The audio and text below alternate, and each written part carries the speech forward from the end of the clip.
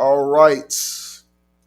Welcome to another exciting episode of the number one number one podcast on the planet, The Extraordinary Man. You guys know who I am. If you guys do not know who I am, I guess it's time for me to introduce myself. I am Phil Jones or Mike Jones, have you guys know me personally or professionally, and I am the host of the Extraordinary Man podcast. You guys know the co-hostess with the mostest. State your name. What's going on, everybody, and welcome. I am Midas. Make sure you put a king in front of that. Let's go. All right, so time for us to have a conversation about y'all kids. My kids, y'all kids, whoever's kids. One of the most important things about fatherhood is that you could not be a father without the kids. So, with all things I considered, you think have that's to. how that works. I think that they have some sort of correlation with each other. Yeah, I mean, ain't no manual, but I think that's how that go. Hey, you got to try before you buy, I guess, But anyway, so when it comes down to fatherhood, when it comes down to parenthood, today we're just going to have a conversation about the understanding that you are training your children to become productive citizens in the world. Everything that you are instilling into your children within a certain range, certain age, certain time frame is to get them prepared to go out into the world to go be productive citizens on their own. What's your thoughts on that? Midas with the king in front. I mean, you couldn't have said that any more better. I mean, we definitely need to do our best to make sure that we're being the best role models as possible because once they off in the world, like that level of protection or that blanket that you was able at one time to have over them is gone. The safety net is gone. They walk the tightrope. This is the real deal. This is the real circus. Okay, ain't no safety net at the bottom if you fall off. So you got to make sure that you're doing your best that when they get out there, that they are going to be prepared, heavily prepared to be able to tackle whatever comes their way. And of course, they're gonna, still be learning as well. They're gonna come across brand new scenarios that maybe you didn't, yourself come across, and now they got to figure out. But you gave them enough tools to be able to dip and dab and be able to get over these hurdles with great judgment, so making executive decisions for the betterment of themselves. So The funny thing about it is that I think that a lot of us are very confused about what it means to raise your children. It's like, yes, you raise your children to be nice, raise your children to be courteous, raise your children with all these so-called skills. But the reality of it is the fact that there are certain things that make the world run. One of those things that make the world run is that you have to teach your kid skills, skills that pay the bills. If you have never learned how to do anything in your lifetime and you've never learned to have any level of expectation for yourself, and then you send your child out here, you tell them you can be anything that you want to be, you are setting your child up for immediate crash and burn because there's absolutely no expectation set for that child. right, and they're gonna move through thinking, not having an actual real tangible goal that they can physically see, visibly see, uh, some type of achievement that they know that they can actually get to. You're not setting any milestones or anything when you give a blanket statement. You can be anything that you want to be, and that's absolutely not true. That child can only be to the level of whatever tools that's available for that child or whatever level of education that child can get and or goes after to try to receive. They're only going to go as far as the information that they can get and the skills that they acquire. And I think that we need to really start being careful about that statement. You can be whatever you want to be. And it needs to start being now specific. If you know that your child likes to cook, now we can start saying, well, you can be the greatest chef ever, but you have to go out there and learn how to make these dishes and make them right. You need to train under the best. You need to find out what schools you can get into to learn these different recipes. Find out if anybody of our lineage is still, cooking. Get some recipes from them and blah blah blah blah blah. So I think we need to start making it more specific down to what the child likes and is into.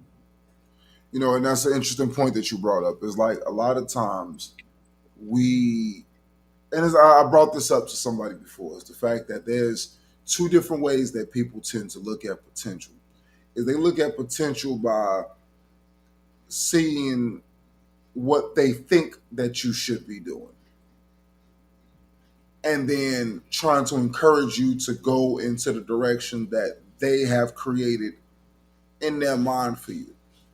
And then there's the let me see what you're actually doing or what you actually gravitate toward. And let me expose you to the world that you draw to most frequently. So, for instance, if you know that your child is heavily into comic books, let me take you to Comic Con, Hmm. MegaCon. Let me expose you to this world and let me show you aspects of how you could take this world and make money off of it. Absolutely. So it's not necessarily saying that you don't enrich a person's hobbies and stuff like that, but you got to think about it. Some of the most promising careers started off as hobbies, something that somebody really just enjoyed doing for free that turned around and blossomed into something greater than what you would have anticipated. I mean, at the end of the day, it's like it's not a perfect system or perfect science, but I do think that a skill set that's necessary for parents to acquire is teaching your children how to delve deeper than surface level when it comes down to what interests them. Teach them how to ask questions. Teach them how to do sufficient research when you want to find out some information. Yeah, I can Google something, but Googling something is a lot different than actually going to an actual practitioner of said craft and asking for mentorship or asking the questions from the people who do it every day. It's a whole different set of circumstances. Like I remember I was having a conversation the other day about career paths and where to take degrees and things. And then having a conversation, I had her write every skill that she had, I had her write it on a sheet of paper. And when she wrote it down, now we start looking at the different fields and what goes into those different fields. What is the maximum earning potential of the top 5 things that you will want to go into? And you'll be surprised how misguided we are as far as our understanding about what things actually are. And for instance, let's just say chemical engineering. Just throw that out there. If I go to Indeed.com, they're going to tell me that the average pay for a chemical engineer is between this range and this range. But then why when I go over to Monster tell me a completely different price range? Best way to ask is go ask a chemical engineer. And then we got to understand that there's tiers of chemical engineers. It's like there's tiers of rappers, there's tiers of tool and die makers, there's tiers of toy manufacturers. There are different tiers. But one of the things that happens is that when we look at certain things, we look at things from our mindset of we see it as the top tiers. We want to be the Jeff Bezos of whatever it is that we do, when we feel unsuccessful if we're not in that top echelon of what it is that we do. When realistically, the greater majority of people will never see that. But the greater majority of people can make enough to secure a sufficient living for themselves and their family. Well, I think that the way society is moving now is that everybody wants to skip the work. It seems, they just want to jump straight to the Jeff Bezos money. They want to jump straight to the Elon Musk money, and they don't want to go through the road path and the potholes and go up the hills and the valleys and drive through the snow and try to make it out the rain. They don't want to go through all that. They just want to go straight to the end because success to people is the end result. So we only got to see the end result of Jeff Bezos. We only got to see the end result of Elon. We only got to see the end result of Bill Gates and insert other, Mr. Wonderful, Kevin O'Leary. We only got to see the end result of these guys. But the work in between, everybody just wants to ignore that part. They just want to get straight to the O'Leary money. Well, and then and to that point, when we start talking about the expectation being set for children, is that you can't not teach your children that there's hard work associated with whatever it is that you do. And I think that that's probably one of the biggest gaps between you can do anything that you try or anything that you want. You can do anything that you want, but you're going to have to bust your ass for it.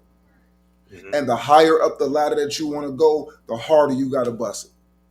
No exceptions. Because every single step that you're going, there's somebody that's working harder and harder at that same craft to try to knock you out of the way. That kind of reminds me of this picture that I seen. Man, this was like, I don't know, maybe 7-8 years ago. But man, that picture, it made so much sense. It had on the top, it had one guy with a pickaxe, and he was tunneling through. And all he had to do was swing that axe one more time, and he would have hit the diamond mine.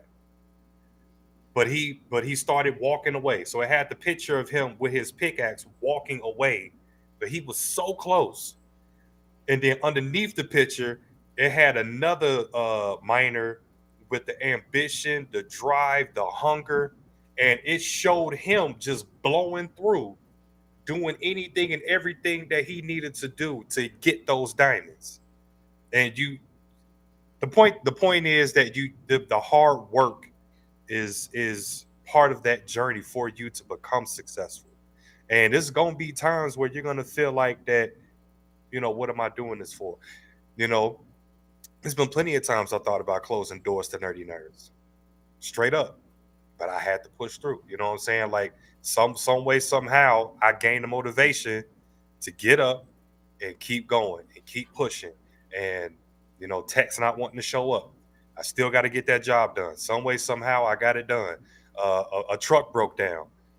Some way, somehow, that job still had to happen. The equipment still needed to get delivered. Like you just have to push through. You have to figure it out. And you got to do anything and everything. You got to be determined. And I definitely feel as if when I look at myself and I look at what I would want my child to understand about the way that the world actually works is the fact that the world don't care anything about you because there's almost 8 billion of you. As unique as we want to try to convince the individual that they are, you're just another drop in the bucket. You're just another timestamp before death. Like there's nothing that is so unique about you that you get to skip the line. What makes you unique is how far you separate yourself from the fray. So you can merely exist or you can live. There's a vast distinction between those who are merely existing and those who are living. Those who are living are making every moment of their lives purposeful. Everything that they do with intent. It's something that you're doing that is leading to a greater purpose at the end of the day. Whereas you have some people who they get up and they live the same mundane existence with no true hope of what the future may have to hold or what it has to offer. I mean, yeah, like I was talking to Britt the other day. As her and I were talking, it was just like the degree is just a degree. You still got to be a hustler. You still got to hustle. It don't matter if I get this degree that says that I can do this. There are plenty of people that I have managed that I tell them what to do, and they are better educated than me. Yeah. As far as what paper says. There are plenty of people. I can literally just name a list of people who, when I get to work tonight, that I'll be telling them what to do, that have higher degrees of education than myself. Had nothing to About do getting with, master degrees and all that. yeah, it has nothing to do with, there's plenty of PhDs in retail. Yeah. Plenty of them. Plenty of people with the mindset of, if I can't do what I went to school to do, then I don't want to do anything. Plenty of psychology degrees right now that are folding clothes because they have too much pride to do something else because they spent the last 8 years going into a dead field. And what a lot of people don't understand too is that yes, you have that degree. Yes, you're a PhD. Yes, you have a master in this. Yes, you have an MBA in that, and all these accolades. That's fine. But at the end of the day, what your true occupation is you're a salesman. Because yes, you have the documentation behind you, but so do a other lot of other people fighting for that same job that you trying to go for, fighting for the same paycheck that you trying to get. You have to be a salesman. You need to figure out how to sell that degree and how to sell that MBA and how to sell that PhD. You are a salesman when you graduate. I mean, you're a salesman long before graduation. The thing about it is the fact that the hustling, a lot of the hustling happens while you're in school, because this is where the networking takes place. This is where your opportunities take place to show who you are and what you are, because of the fact that the companies, they want to pick you up and mold you out the gate. They're not necessarily thinking along the lines of, let me just randomly pick and choose. They don't care who you are. They want the best for the buck. That's it. So the thing is that if you can't sell me that you are the best for the buck, then it's like, well, that's not like a you problem, not me.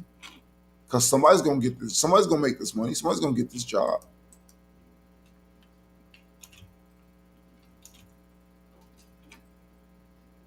Somebody somewhere is gonna get this money, and somebody's gonna get this job, and somebody's gonna earn this income, and that's just gonna be it. And they're not going to beg you to take it either. And you know, saying that's a statement that my mom would always say is, I'm not going to beg you to take my money. Like, you know, when you ask for a family member to come over and, you know, saying, hey, trying to put a little money in your pocket. Can you come fix the toilet? Can you come paint my walls? Can you come cut the grass? You know what I'm saying? Just to help them out. They don't want to show up. You know, I'm not going to beg you to take my money. A job or a career is not going to beg you to come take their money. You know, I mean, because you have to think about it. It's like I continue to tell people this is that regardless of how you feel, you are in a race for material resources. That's what your entire life is predicated on. Is yep, that there is a finite amount of something, and you have to take your mind out of this dream about the career path that I would like to do. Oh my God, I would just love, like, this ain't a thing about love. Survival has nothing to do with what you love to do. That is a fortune that many, if not majority of the world, does not get to experience. That is a first world issue about being able to find a career path that I'm passionate in. Nobody cares. Can you unclog that toilet? Yes or no? Can you hop on that scaffold and clean those windows? Yes or no? Can you embroider that shirt? Yes or no? Can you repair this electronic device? Yes. I don't care where your passion lies. exactly. I don't care where your Exactly. emotion. The thing about it is that at the end of the day, it's like when we look at it, and if you were to take a synopsis of every monetizable skill that you have, what do you have? Many people have no idea what those monetizable skills are. And when it comes down to what I would encourage children to do or parents to do with their children, is that you have to understand that there are monetizable skills. There's a difference. Your ability to be nice is not a monetizable skill. Hmm. It's like if you sit there and you read through the average person's resume, it's got a whole bunch of just garbage words that mean absolutely nothing. Like I would I would look at a person's resume, like, because online and In the postal service, people are trying to apply for jobs and stuff, and they'll ask you, "Hey, could you look over my stuff?" And it's like I told them, if this came across my desk, I would tell you. I wouldn't respond to you. You get a rejection email right out the gate because none of these words mean anything. I don't care what you helped somebody do because they have the leadership ability, not you, because they got you to help them become successful. I want to know what you did because that's what effective leaders do. Is effective leaders get people to buy into helping them achieve their goals.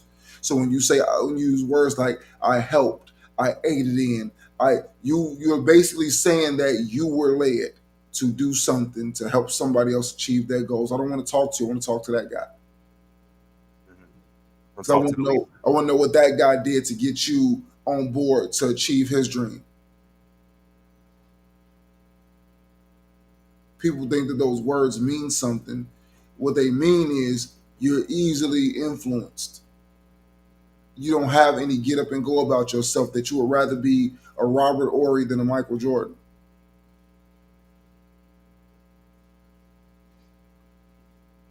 Absolutely. Now, in terms of setting realistic expectations, what do you think is a realistic expectation to set for your children? First things first, we need to understand what your child likes. I mean, that's 101. What does your child like? You know, and not asking them at no, saying 3, 4, because right now they still into Peppa Pig and Gabby's Dollhouse and all that. You need to wait for a decent age, maybe 5, 6, 7, 8, something like that, and then you could start trying to fill them out as to, okay, what do you like for real? Like, saying my daughter, she's 10, my oldest is 10.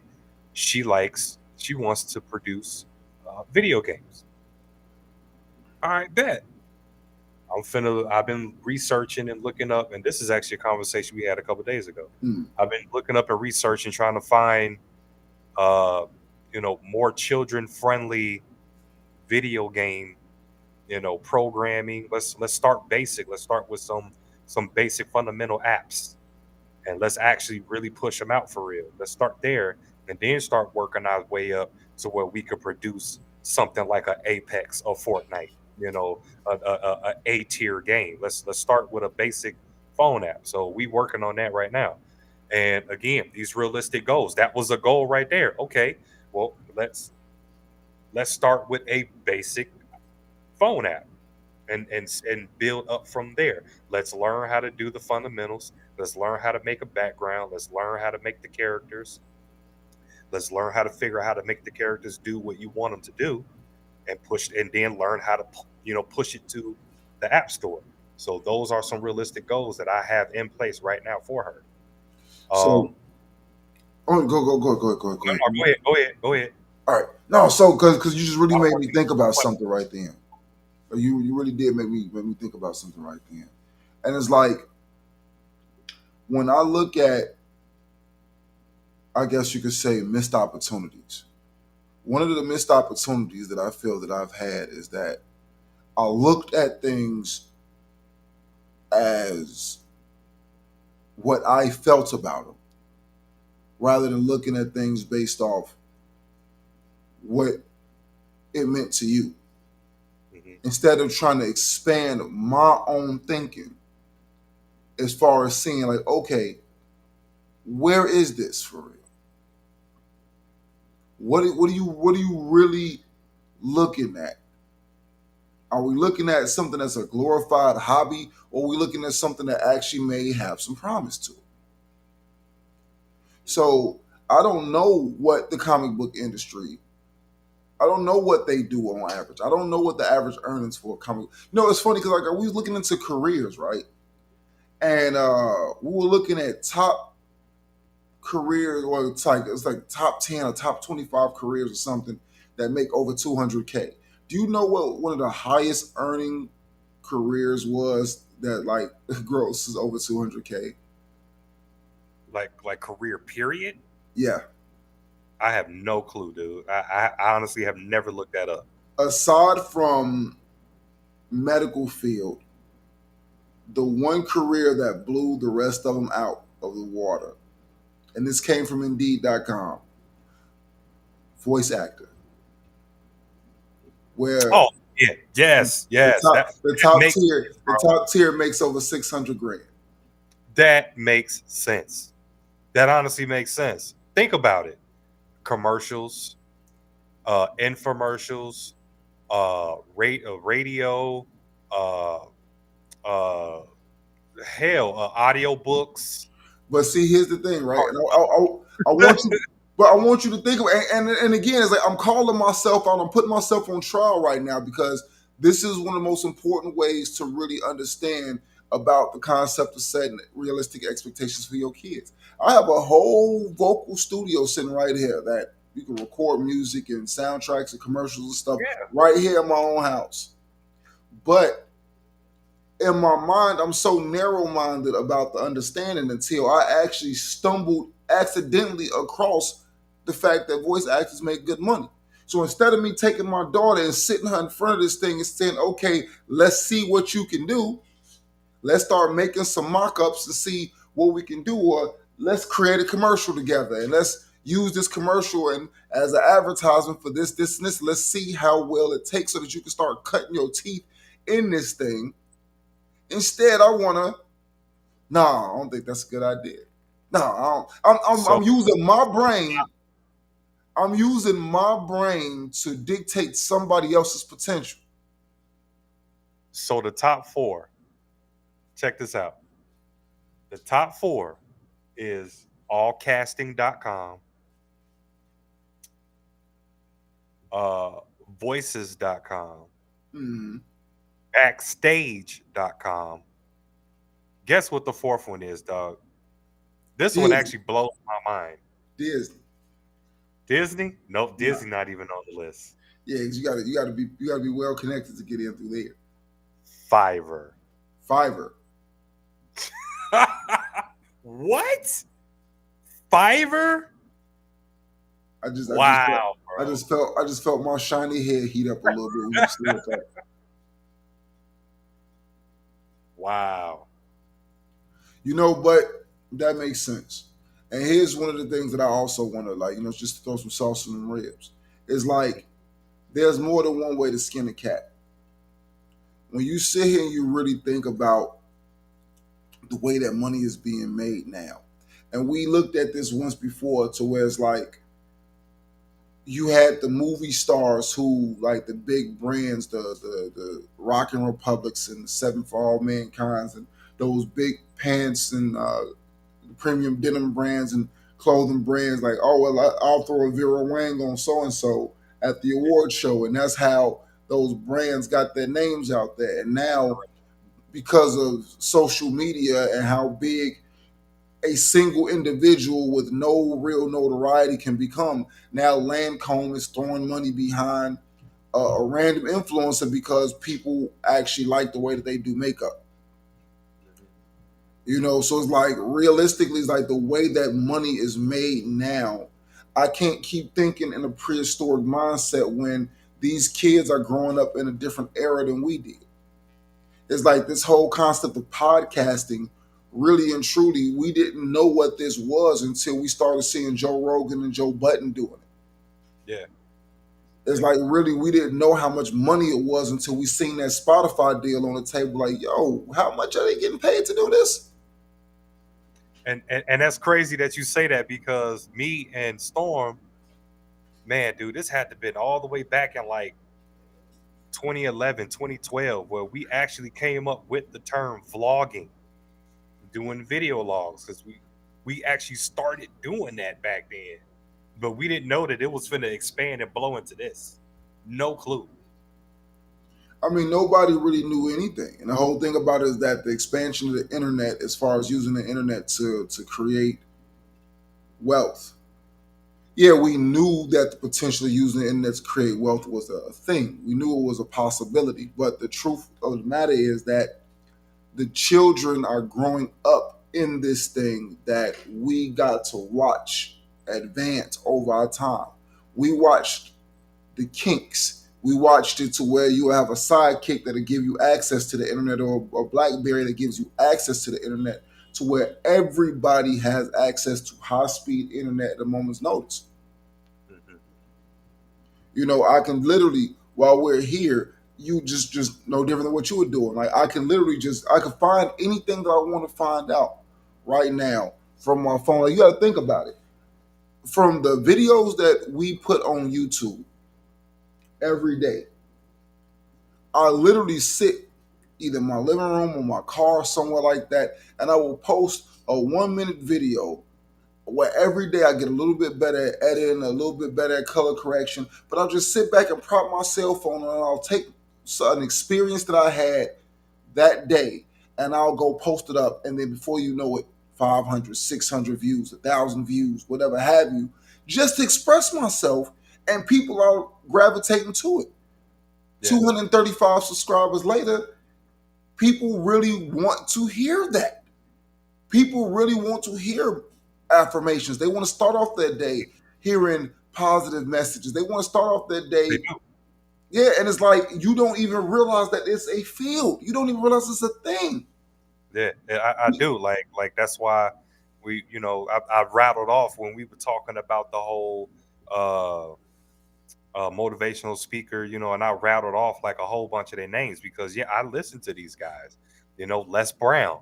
Les Brown, I may pop on something, for a quick, 5-10 minutes just to get the juices flowing, just to get my day started, to hear something. Or Tony Robbins, I may throw something on, just to get the juices flowing. So yeah, it's a big deal. Real quick before we get way too far from what you was talking about, the miles, the how much it makes and stuff like that. What I want to add to that, I want to put some more sauce in the ribs, and the point that I want to make is that you can actually see the money. You can actually see the path that you can take. Either you're gonna go this way, you're gonna go straight, or you're gonna go this way. You can see the different paths, you can see the milestones, and you can see the money, and you can see how to actually get there to be successful in it. And I think that is what's gonna help people become successful too, because they can actually see it. They can see the plan. And They you don't can, have they to can build it see from the scratch. steps. You don't have to Yeah. reinvent the wheel. See. Is that it's Yeah. already something that has happened, and because of that, it's Yes. like the pathway is not something that you have to carve and etch out of stone. Now, mind you, you have to find your own unique way to it to let Right. yourself separate This from the way, that frame. way, or this way. Yep. But you have to take into like, for instance, like Jada, she always does this like little British voice, and it's like, oh, it annoys the hell out of me. But at the same time, it's like it may be exactly what the doctor ordered. And it's like I try not to discourage her from acting on doing the thing because she enjoys doing it. Because realistically, it's like, how do I know that there's not a role for her somewhere in some show, some teenage show or something like that that might be up her alley, that I could easily just poke a hole in that dream because of what I feel. When it's like you have Idris Elba and all types of other people who they come over and they take roles that American black people can do all the time. Like, why can't it work in the reverse? Because again, it's not about where they're from. It's about, is the quality of the acting sufficient? Why can't she do that in the animated series? Why can't, so therefore you look at that and you say to yourself, okay, well, with those companies that you routed off, let's put a demo together and like see if we can get you some agency representation to use your voice. You don't have to be everywhere, do everything. Who's to say that you don't have the perfect voice for the next Pixar film? Who's to And so say? there's different arenas. There's so many different arenas, and that's why I said it makes a lot of sense that voice acting makes the money that it makes, because there's so many different fields that you can do it in. So you got like you just mentioned, anime, cartoons, regular cartoons, or Americanized cartoons. You got video games. You got Audible. You got doing different voices for GPSs. I mean, it's so many different Dog, areas you could that you be the can take new that. voice of Siri. You could be the new voice of Siri if they ever decide to want to go out looking for another voice. Or you could be one of the voices that you can switch through, whether you could be the English or you can be African or you could be, you know what I'm saying? You could be one of those AIs.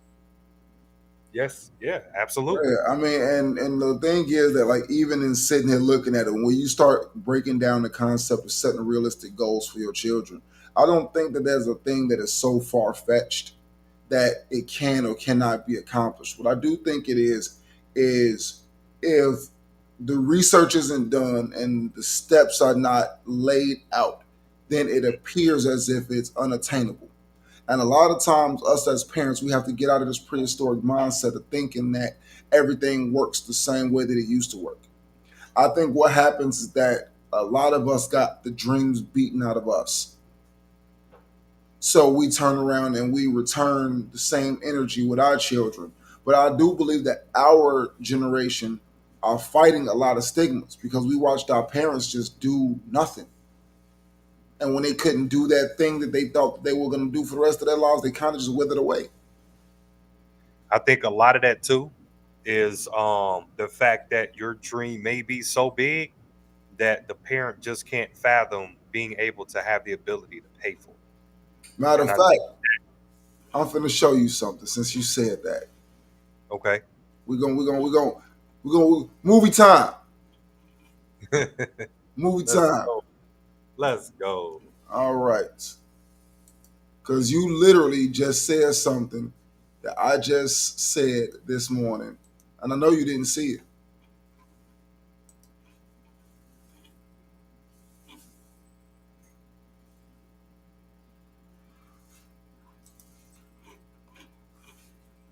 So let's play this clip.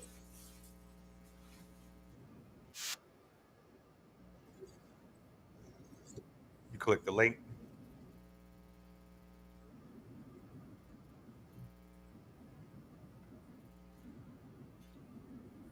I see you be able to expand it and play and all that on that video over there.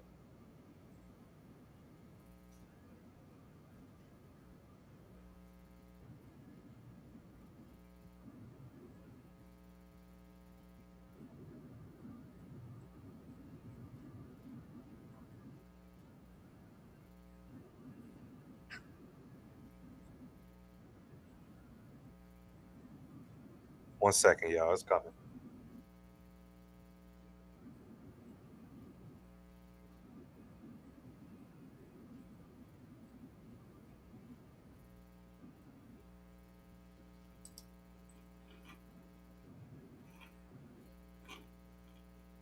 That was my video from this morning. We didn't see it. Which means y'all didn't see it. Of course you saw it. No, I kept saying that you have to expand it and click play. I did expand it and click play. Mike, I'm trying to tell you on the playback, you can't see it. See, you can't see it. See, you wasn't looking. You wasn't using your good eye. Because I didn't even know if you was hearing me or not. That's why I said you can go over and expand it. I see that you can expand it and click play on that video over there. See, but I did expand. Okay. All right, hit play. Can you see it now? I see it now. Yep. Okay. Can you hear? I don't hear nothing. Because I ain't playing nothing. All right, bet. So that The reason why a lot of us don't have the success stories that we want, some of it is due to a lack of preparation, some of it is due to a lack of effort, but some of it is because of the fact that we dream too small. We're very limited in our ability to see the large picture. We don't see the end goal. We don't know where we're going, and we're just throwing darts at a dartboard in a dark room, trying to see what stick. It's not about what you're good at. It's about what skill that you need to acquire. What do you need to do? What clear, streamlined focus do you need to get in order to accomplish a specific goal and get to the other side of it successfully? That's where a lot of us are making our mistakes. And I would say to you, if anything, to start really taking the time to hone in and focus.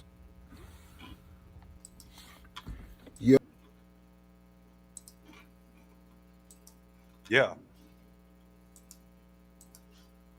Yeah, that was good for sure. Of course, it was good. I did it. I'm an extraordinary man. Nah, but that was literally the nail on the hammer for what it is that I opened up my day with. Now, mind you, I'm getting off work. I'm still sitting in the parking lot when I recorded that. I just got in my car, like, all right, listen, this is the way it is that I'm looking at things as far as concerned that you have no idea what you're putting out there because a lot of us don't have any level of focus regarding what we do. We have an idea, we surface level it, it don't start showing promise, on to the next. Hmm. Oh, we got a comment up in here. The pick up and drop. So it's like let's look at it like this, okay? Let's say that your child mentions, "Hey, I want to be the president of the United States." Okay, fantastic. Okay, first things first. The easiest thing to understand about the president is you can't run until you're 35. So we got plenty of time to prepare, okay? The easiest thing to do is to, of course, go search up all the previous presidents. Okay. What did they do in their path that led them to be able to run and win? Okay. This president went to Yale. This president went to Stanford. This president went to Harvard. These other two presidents also went to Harvard. That president went to Yale. This president. So clearly, you either need to be in Stanford, Yale, or Harvard. Okay. Those are prerequisites. Stanford, Yale, Harvard. I'm just naming them. I don't know. I don't know for sure. I'm just naming them. Okay. Okay. This president was a Mason. That president was a Mason. That president was a Mason. That president, all the president. Okay, you need to be a Mason. You know what I'm saying? Like it's. I think with the way that the technology is today and how accessible it is today, we should be able to put an actual step-by-step plan together and guide for our child to put them on the path to be able to become the president or at least even get in a position to where they can run. Okay, let's start with our local. Man, you can go sit on a board for human relations. Like start getting involved. Sit on the board for uh, the youth committee. Sit, you know what I'm saying? Start somewhere there. All right, put some time in there. Start getting around the community. Start running for trustee and put in the work to become a trustee. And then once you become trustee, then put some time in, put some work in, start running for mayor. Okay, win the mayor spot. Okay, put some work in, put some time in. Okay, start becoming a governor. You know what I'm saying? Like you got to stair step yourself up to being able to run for president. At least those are the best ways. Unless you Trump, you can skip all that and just go straight to presidency. You know? Hey, But check out the comment we're getting here.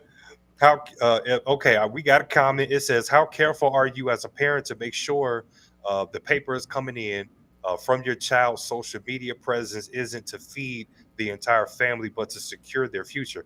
Absolutely. You do got a lot of parents out here, and if I'm reading that comment correctly, you do got a lot of parents out here that like to pimp their children in a way to where they're using them for the means of social media and using their money for other situations versus using that money and putting it back into the business, making sure that they can secure their child's future from the money that they're bringing in from their social media presence.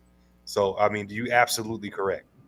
I mean, based on what is being said, when we talk about being careful with ensuring that, I mean, there's nothing to really be careful. It's like either you have malicious intent or you don't.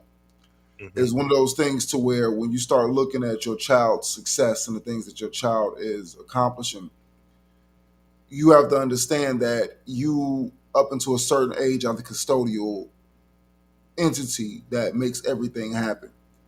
Hmm. It's not my money, it's not my talent that's getting used to secure these things.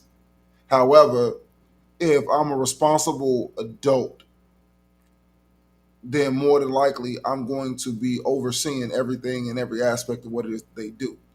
Now, on the flip side of this, right, if you have a child star, somebody that is, and again, this is just playing devil's advocate, but it's just something to think about. Hmm. You have a child star or a child that is making full time money doing what they're doing. I more than likely cannot work to cater to what they have going on. Or mom may not work while I work. Whatever the situation may be, their career now becomes my full time job. Correct. Correct. Because that's the only way a child star can be a child star. So for There has them to to be a be full-time parent available to run them around and do what it is they need to do. so in lieu of, and again, if we're just specifically talking about social media, there's a lot of things that go into social media as far as being able to make quality product, from the microphones that you use, from the lighting, from the positioning, what type of content that you make. Is it just sitting around blogging and talking about things, or are you doing stuff in the street? Are you doing toys? What is your child's forte that they're getting known for? And how much money does it cost to maintain those things?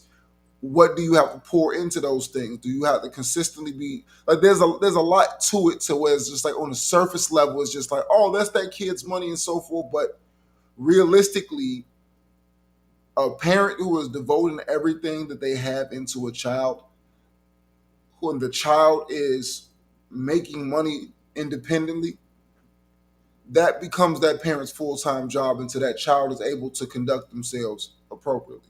You sit there, Absolutely. yeah, you Uh, sit there and you look at somebody like Bow Wow, for instance. We just use him as an example. His I mother, got one what better for you, Mike. you got? I got so because I want to keep it on social media. You know what I'm saying? Mm. Not saying that Chris Brown ain't media, but as far as like a child and their social media presence, you have Ryan's World. I'm pretty sure you've walked into I don't know if y'all got Walmart's. I think y'all do, but Publix or whatever, whoever sell toys, um, you go into the toy section, you can see a section where you could buy a toy from Ryan's World. His parents literally quit their jobs and dedicated to building their son's YouTube channel. His presence, he now has toys, he got video games, he has all this stuff going on because the parents quit their jobs and devoted themselves to building his presence online. I think the kid, I don't know, it's like 9, 10, something like that. He might be older now, but he's still selling stuff to this day as the young kid, as the young Ryan. So, as I want to use that example to see if that fits in with what you got was about to say. I mean, it's all relative. It's just different generations. Because obviously, again, it's like, from my generation, social media influence didn't exist when I was Right. young, when I was a boy. Like, there was no Instagram. Facebook didn't come around until I was an adult. MySpace was the predominant social media. Black Planet was, somewhat of a medium. But it's just Yeah. like, I'm throwing out names that some people may not have known that ever existed. For somebody in the modern day, their world started with Instagram, Twitter, and Snapchat. And yeah. Yeah. Yeah. So it's like, when you're now into Oh, the, musically. regardless, it's like, when you look at these things, like, it's not about the origin story. It's about understanding that generationally, it doesn't necessarily matter how you look at the generation or how you look at the specific field. What happens that when you have a child prodigy, that child prodigy isn't able to negotiate its own deals. It isn't able to conduct business on its own, which means that the parent is generally going to have to do majority of the conducting of the business and maintenance work until that child. I say that there needs to be a transition to where at some point in time, mom and dad need to get out of the way, but you also need to be grooming your child on how to conduct business appropriately. And sometimes mom and dad may not be competent, and mom and dad may need to identify the fact that they're not competent or that they don't do well with money. And you need to get out of it, and you need to put somebody in place who actually is competent and good with money to oversee the operations for whatever your child is building. And that comes along with setting realistic expectations for your children. Is, if I'm not the one qualified to teach you the skill that you need, I need to get out the way and find somebody who is.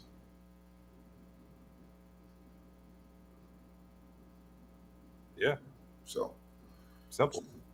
Yeah, so I mean, a lot of times, like I've seen a bunch of channels. I remember when my daughter used to take my tablet and she would just be recording like the little toys or whatever, doing like the little voice thing, whatever. Like it was all cute and stuff then when she's 5 and 6 and stuff. Like got the little what we call those Shopkins, the Shopkins. So I don't remember the Shopkins toys, Little, the yeah, little little candy mini bars and the toys. corns and stuff.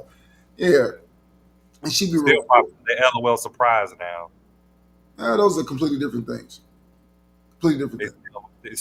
They still like the itty bitty collectible Yeah, tiny. yeah. I mean, again, I can't argue about toys, bro. I don't know. Like, what I do know is that she would sit back, she would record these videos. Some of these videos I still have.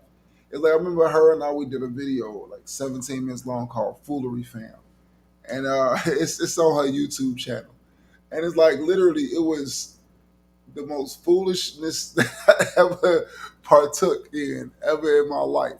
But it was so fun making it because like it was just an impromptu show where we just like playing with the toys on her floor. Mm-hmm. And it's like I went back and I watched the other day and I laughed my butt off because I'm like, Storyline out of it. yeah, I'm like, man, this is stupid. Stay right there. Stay right there, Mike. Stay right there, Mike. How deep on YouTube, like, do you actually like go? I've seen some of the darkest realms of YouTube. Okay, so I don't mean as far as like on the dark side, but It's all dark, stay. bro. That's why I say stay right where you at. Think about this. That story that you just said, how you recorded playing with the toys and giving them voices and all that, that is actually a popular thing. Like my kids is constantly watching videos of other kids playing with their toys, and then other people you can only see just their hands in the screen, moving the dolls around and all that, and doing a full blown story and all that. Like, dude, that is extremely popular too. They got people, they do nothing but just play with slime and open up different slime surprise packages, or Dude, just playing with Play-Doh.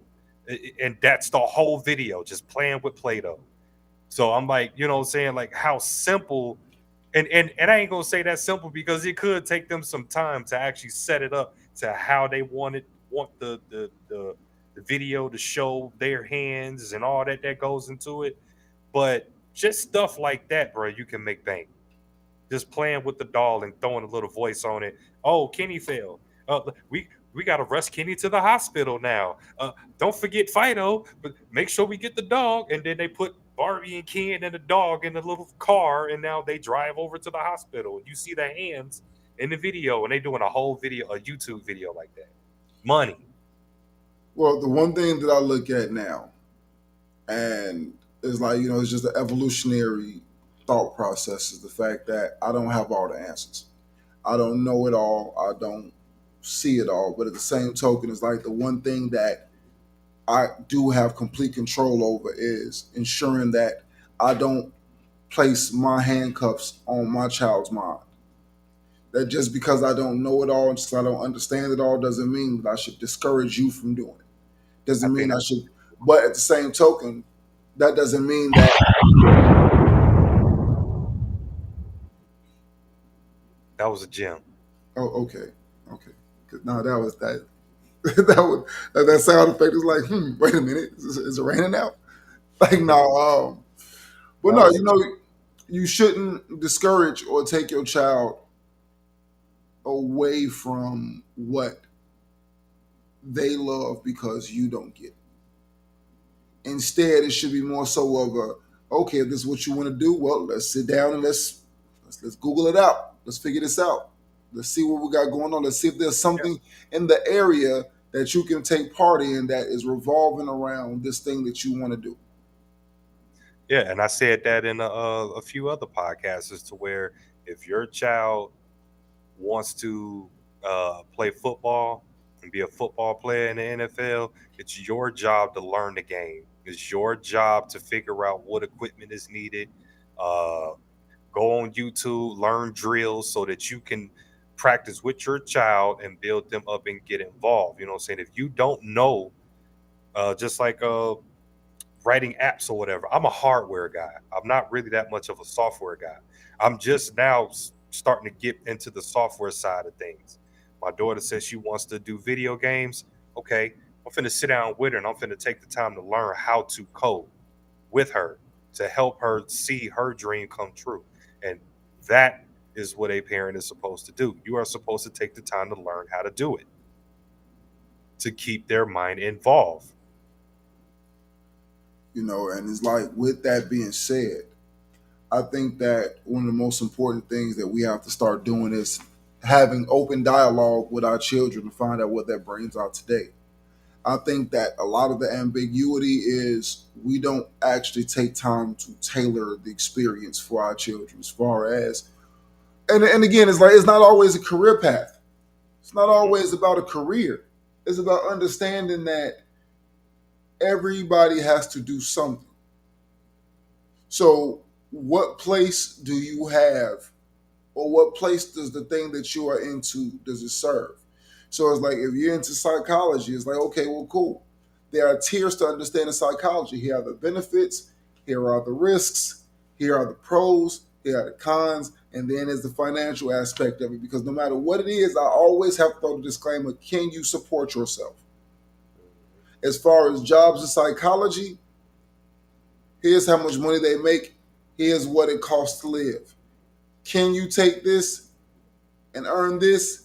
Yes, you can. However, you have to work harder than the majority of these people because it's such an oversaturated field that you have to go a couple of levels up, which means that you don't get to stop at the bachelor's and be okay. You got to go to the PhD, and you got to be willing to get in a plane and go to where the money is, because you might not be able to stay where you're comfortable and make the living that you need to make, because the field is so oversaturated here, but it may be needed over there. And because people are not willing to go there to be practitioners of it, they may be offering more of an incentive for you to go. Mhm. So there are layers to what setting the expectation for your children are. A, what are your skills? What do you gravitate to? What kind of skills should you be taking part in based off of what you're showing promise in? Number two, understanding that there's a geographical aspect of being able to be top earner. C, understanding the fact that if you're going to be a practitioner of something, don't settle for being mediocre at it. You got to be better than everybody else. You can't get discouraged when you see somebody that is better than you at it. No, they're not naturally gifted more so than yourself. They just work harder. They see from their lens. So get your lens and focus and find a way to compete rather than observing what somebody else does better than you. Make yours better. Mhm. Yep. So it's those different pieces that we have to start instilling to our children rather than actually just giving them some blanket, hey man, if you really want it bad enough, you can do it. You just gotta want it bad enough. Like, yeah, that's all that stuff all sounds good, but it's vague. What is the steps? You, successful business owner, if I came and say, hey man, how did you get successful? Man, I just prayed, and I just got up and I made it happen. Okay, yeah, but what did you do? Right. Man, I just followed faith, and faith just took your, yeah, but I mean, what was step one? And step one was trusting in God. Come on, bro. Like, why are you playing with me? Like, what did you do? Where did you go? What websites did you go to? What apps? Who did you talk to? Who was your mentors? Can you put me in the hands of somebody? Can I apprentice under you? Can I watch what you do? Can I send emails out? Like, what did you do? Give me some meat. Don't give me the fluff. I need to know what you did.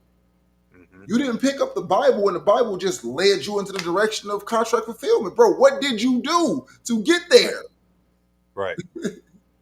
So that thing, that's what we need to be doing is trying to help them find those steps that's going to get them to where they need to be.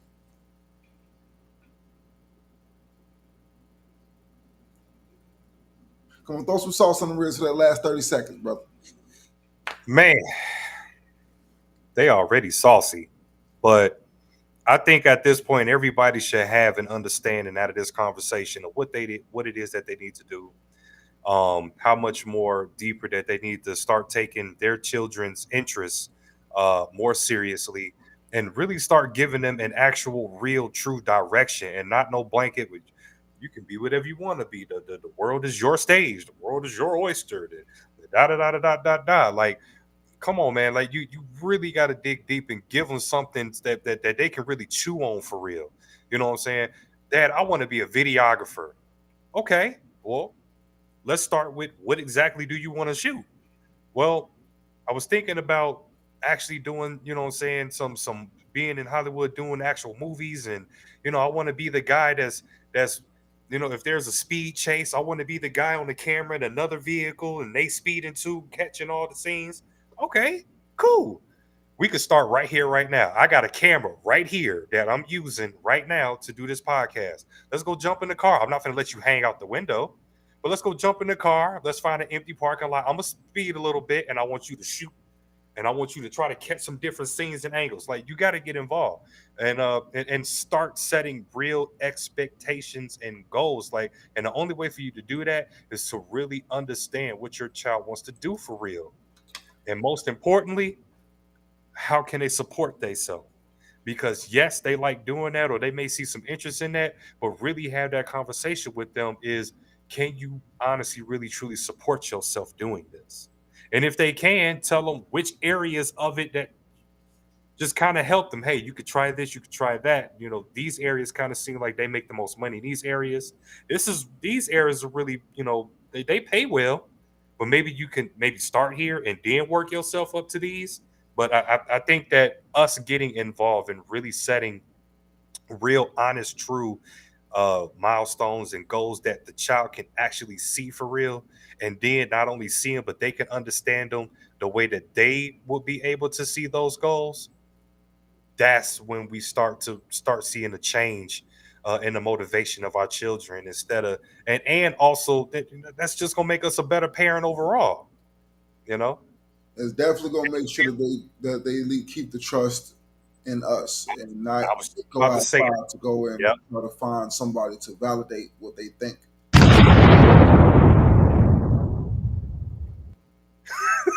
And I think my daughter likes things that she likes things that explode. So every time you hit the explosion, she start giggling.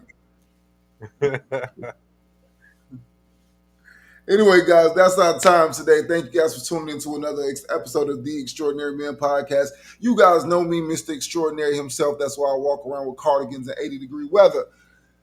Mike Jones, aka Phil Jones, have you know me personally and professionally, the host of the Extraordinary Men Podcast. You guys know the sauciest rib man on the planet.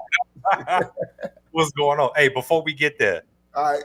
please go to the YouTube. Like, share, subscribe, and click the bell. Make sure you is locked in with us. Make sure you also go to the Extraordinary Men Facebook group. That is where you can connect with us.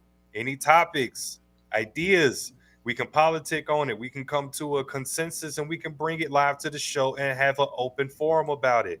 So that's where you can get in contact with us. But make sure that you open your camera and point it right at that QR code.